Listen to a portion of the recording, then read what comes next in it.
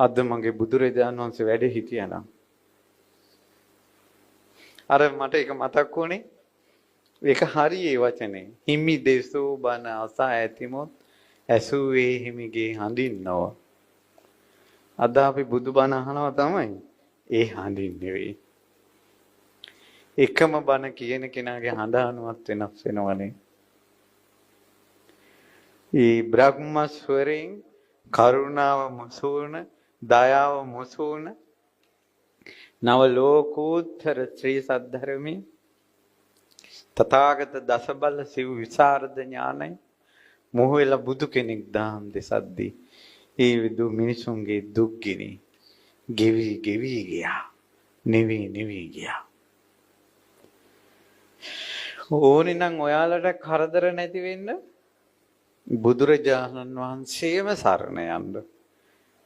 ඒ ප්‍රණීතම වචනය කරගන්න බුද්ධං සරණං ගච්ඡාමි කියන්නේ.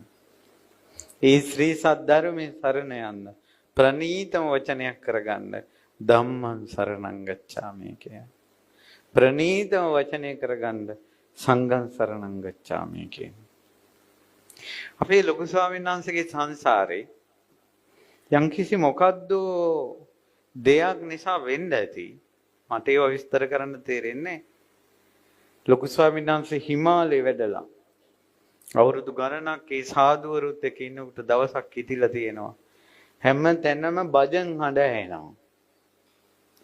දෙවියන්ට කරන ස්තුති පූජාවල භජන් හඬ ඇහෙනවා. අනේ මට බුද්ධං සරණං ගච්ඡාමි කියන එක ඇහෙන්නේ නැහැ නේ කියලා.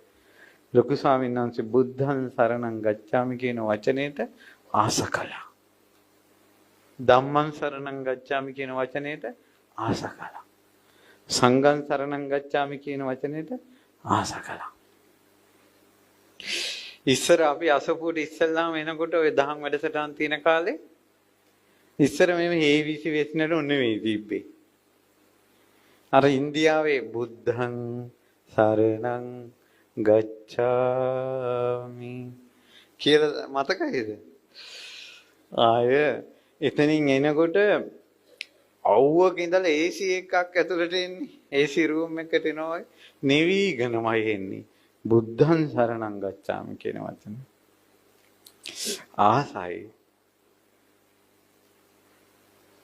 ඒ බුදුරජාණන් වහන්සේ ළඟ තමයි නිවීම තියෙන්නේ. ඔයාලා අපිත් ආශිර්වාද කරනවා නේද ඔයාලට දුක් කරදර නැති වෙන්න කියලා. අනේ මොන බුරුදු පින්වතුනි එහෙම නැති වෙන්නේ නැහැ.